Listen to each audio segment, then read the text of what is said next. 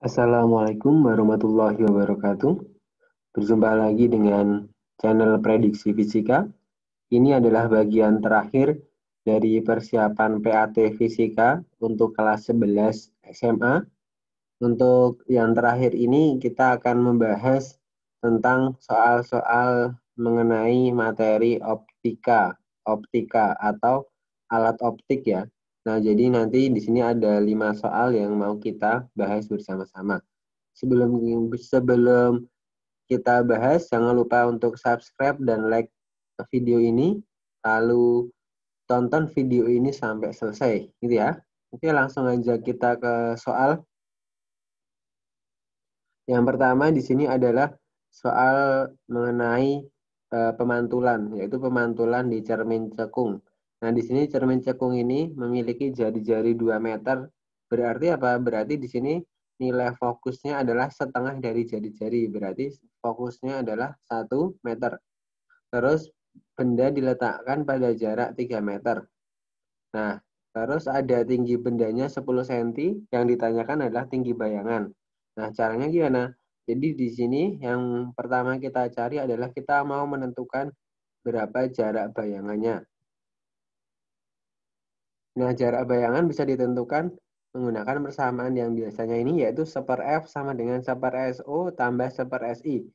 SO itu jarak benda, SI itu adalah jarak bayangan. Maka tinggal 1/SI sama dengan 1/F min 1/SO. Nah, tinggal kita masukkan aja angka-angkanya. Maka tinggal 1/SI sama dengan 1/1 min 1/3, ya kan ya. Terus disamakan penyebutnya 3, terus jadi 2/3. 1/SI sama dengan 2/3, maka SI-nya jadi 3/2 meter. Nah, nanti langsung dimasukkan ke rumus perbesaran ini, yaitu yang untuk mencari tinggi bayangannya. Karena kan kita butuh nilai HI. Nah, caranya tinggal kita bandingkan ini. SI per SO sama dengan HI per HO. Nah, tinggal kita masukkan. Tinggal SI 3/2 tadi, terus dibagi SO-nya 3 meter, sama dengan HI dibagi 10. Udah, 3/2 bagi 3 jadi setengah, sama dengan HI per 10. Udah, tinggal HI sama dengan 10 dibagi 2. Jadi 5 cm. Soal yang kedua adalah berkaitan sama pembiasan pada sebuah kaca biconvex. Nah, biconvex itu seperti apa? Di biconvex itu ketika kedua sisinya itu berbentuk cembung. Ya, jadi berbentuk cembung seperti pada gambar itu. Nah, di situ indeks biasnya 1,5, terus jari-jarinya ada 2, yang satu 10 cm, yang satunya 15 cm. Nah, di sini disuruh mencari berapa nilai fokus gabungan dari kaca itu. Nah, caranya gimana? Caranya adalah, ini kita masukkan ke persamaan, yaitu 1/F sama dengan NK. NK itu indeks bias kaca, dibagi NU itu indeks bias dari udara. Karena kacanya berada di udara, dikurangi 1, dikalikan 1/R1 ditambah 1/R2.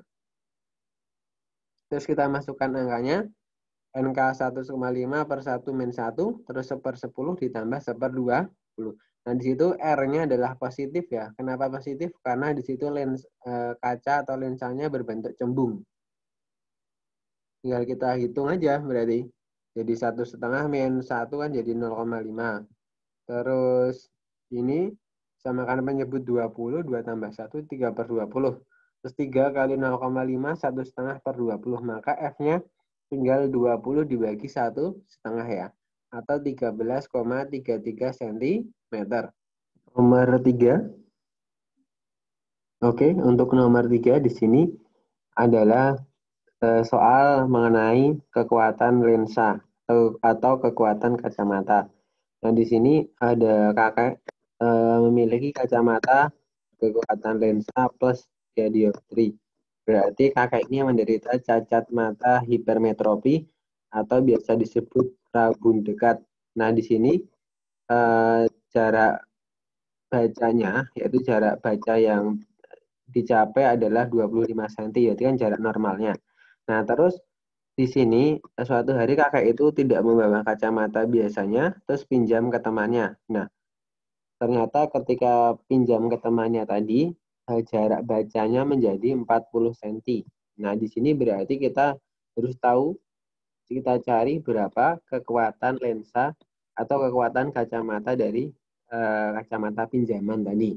Nah, sebelum kita cari kekuatan lensanya, yang kita cari adalah berapa sih titik dekat mata si kakek itu. Nah, kita cari dulu pakai persamaan yang ini, yaitu P sama dengan 100 per JB dikurangi 100 per TD. Nah, JB itu maksudnya jarak bacanya tadi, terus TD itu titik dekatnya. Nah, yang ini kan kita bicara tentang yang kacamata kakek. Berarti di sini P-nya, P atau kekuatan lensanya adalah plus 3. Terus JB-nya berarti masih 25 ini. Nah, terus kita cari TD-nya kayak gitu. Ya, tinggal kita masukkan 100 per 25, 4. P-nya 3. Terus 100 per TD. Terus ini 100 per TD pindah ruas. Jadi 100 per TD sama dengan 4 min 3 jadi 1. Terus ini dikalikan aja. Jadi TD-nya sama dengan 100 cm. Jadi titik dekat mata si kakek adalah 100 cm. Terus habis itu baru bisa kita mencari kekuatan lensa hasil kacamata pinjaman tadi. Nah, gimana? Tinggal P aksen ya biar beda ini adalah yang kacamata yang kedua yang pinjaman tadi. Tinggal 100 per JB aksen. Kenapa JB aksen? Karena di sini jarak bacanya menjadi 40 cm. Udah terus per TD. TD-nya udah tahu 100 cm. Tinggal kita masukkan. Berarti P aksen hanya 100 per 40 min 100 gitu kan. Jadi 100 per 40 itu 2,5 dikurangi 100 per 100 itu 1 kan ya. Jadi tinggal 2,5 min 1, terus jadinya P-nya adalah 1,5 dioptri. Jadi kekuatan kacamata yang dipinjam kakek tadi adalah senilai 1,5 dioptri. Terus soal yang nomor 4 ini berkaitan dengan loop ya atau kaca pembesar. Nah, di sini titik dekatnya yaitu 25 cm yang ingin digunakan untuk melihat. Nah, di situ kacamata mata yang digunakan untuk melihat yaitu dalam posisi berakomodasi maksimum. Maka di sini supaya terjadi perbesaran 5 kali, maka fokus loop-nya berapa? Nah, berarti ingat kalau berakomodasi maksimum berarti pakai persamaan yang ini.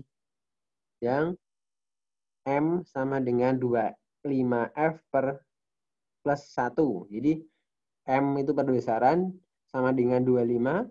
Karena tadi itu titik dekatnya pengen 25 dibagi F-nya.